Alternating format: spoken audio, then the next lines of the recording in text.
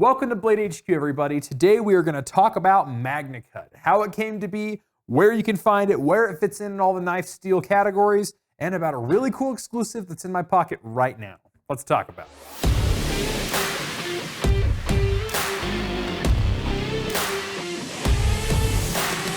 A long time ago, you might have heard some people say that the best knife steels are carbon steels. And they would say, this is why, because on a carbon steel, you get a little bit better edge retention, but it's not stainless, so it'll rust on you. But if you take care of your knife like you should, it shouldn't be a problem. And that's the way that case knives were for a really long time. You could either get the carbon steel version, which is called chrome vanadium, or you could get the true sharp stainless. And I believe this one's the true sharp. But the chrome vanadium would give you a little bit more edge retention and a little bit more toughness. And if you took care of it, it wouldn't be a rusting problem, but you might not want to play around in salt water with it. So back in the day, that might have been true. You might have been able to get the better knife in terms of overall performance in the carbon steel, but you'd still have to be worried about rust. But with the advent of modern metallurgical practices, including particle metallurgy, we've seen a lot of development in the stainless steel world. And one of those big developments was S30V. Now S30V, as found here on the Gerber 06 Auto, is a great steel. It's nice and stainless, holds a very good edge, has some reasonable toughness, and it's not the toughest steel out there. I wouldn't use it for batoning through wood or anything, but it's fine. It's a great steel, and it definitely belongs on some of these more premium knives.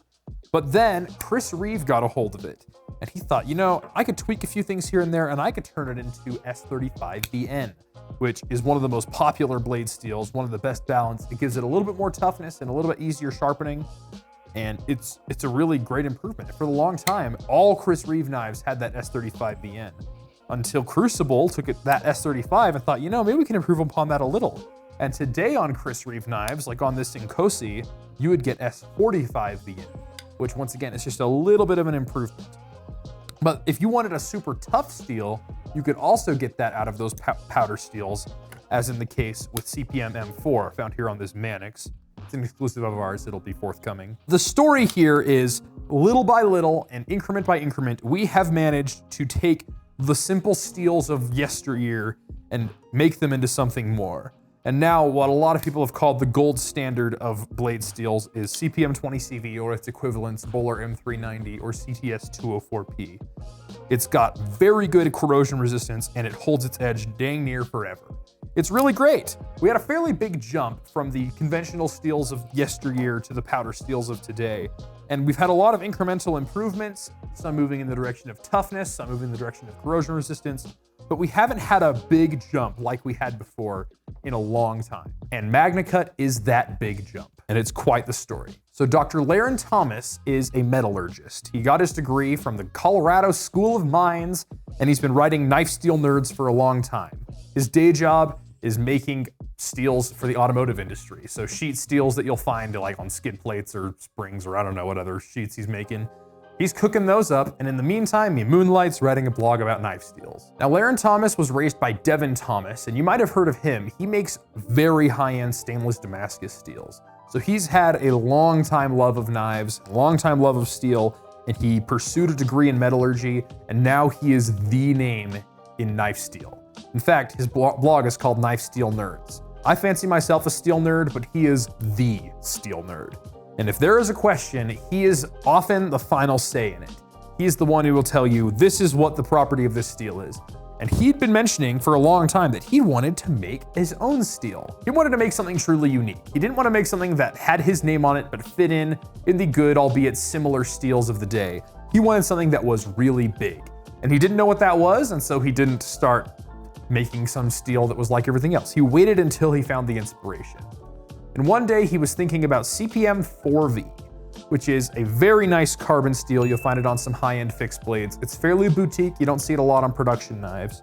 And he thought, this is a really great thing. It makes a fine grain structure. So it's nice and grindable, very tough, very sharp. It's a great steel, but it's carbon. What if it could be stainless? If you've ever met an engineer, ask them about this. There's been a lot of inventions in human history where they say, this idea could be really cool, right? They would say, well, no, that's totally impossible. Wait. Anyway, that's what happened with MagnaCut. He said, what if I could have stainless 4V? I can probably do that. So he took to some modeling softwares and he cooked up a steel.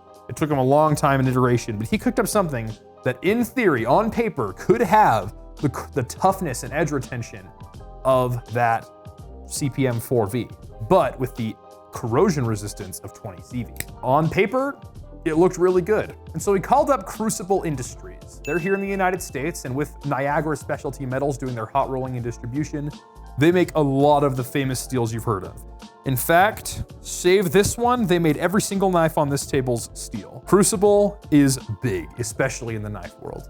And that's because they have the Crucible powder metallurgy, which is very groundbreaking when it comes to making steels, especially with fine grain structures. As I said earlier, Laren Thomas is an authority. He really knows what he's talking about. He's a genius, and he took this steel to them, and they said, all right, well, it'll take us some time before we can make a batch of it, but we'll try it out. And he went home and he thought, and he's like, oh, MagnaCut's gonna be a thing, it's gonna be great. In his blog, Laren writes about the time between when he told Crucible about the steel and when it actually came to be. And there's a quote from it that I just have to read. He says, I woke up at 3 a.m. most nights, unable to sleep, worried about the steel. Should it have a little more carbon, a little less silicon? Am I being too aggressive with how much nitrogen I want? Is that not the nerdiest thing you've ever heard? He's up all night worrying about steel. That's the kind of man we need in this industry. Anyway, eventually the day came. He gets a call from the fella at Crucible who's making the steel, and he says, hey, listen, I've got a vat of it. Now, the reason he was slaving so hard over these elements is because of little things called carbides.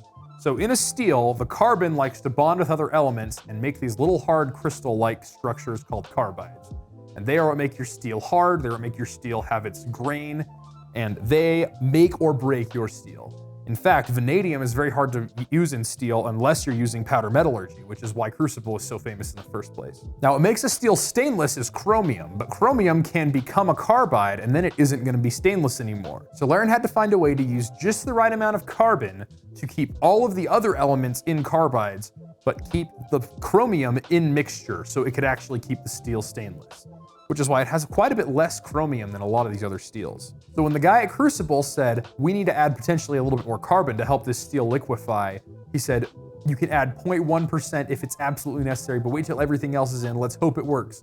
Because if he added that 0.1% more carbon, it would have changed the steel in the end. The guy added all the other ingredients in, rolled it out, and it came together very nicely without the extra carbon, and MagnaCut was born. MagnaCut is a miracle of a steel. The fact that it managed to come together, it was on the cusp of possibility with steel. And because of that, we can get knives like this, which are a really great stainless option. This is a ProTech Mordax with it, but you're getting toughness like those high-end carbon steels that you find on survival knives, and corrosion resistance off the charts, like the Spyderco Salt series, which is where MagnaCut has now earned a place. And now, as you would expect, we are starting to see MagnaCut on all kinds of knives, like this ProTech, or the James brand Kline, which just came out, or the new fancy Microtech Ultratech, Blade HQ exclusive. And we're gonna be seeing a lot of Microtechs forthcoming with that MagnaCut steel. It's a great thing, it's a miracle. We should be rejoicing here in the knife community because MagnaCut is a great step forward. Borrows on all the knowledge from yesteryear, and we have a absolutely wonderful steel, and it is here to stay. So this Microtech Ultratech with MagnaCut steel comes out this upcoming Tuesday on BladeHQ.com, so be sure to pick yours up then. And what do you think of all these claims about MagnaCut? Do you think it's that tough and that stainless? That's a really tall order. Even if it works that well on paper, I wonder if it works that well in practice. We might have a bit of a field test coming, so stay tuned for that. Once again, let us know what you think of MagnaCut and if you're excited to see it. We'll see y'all on the next one.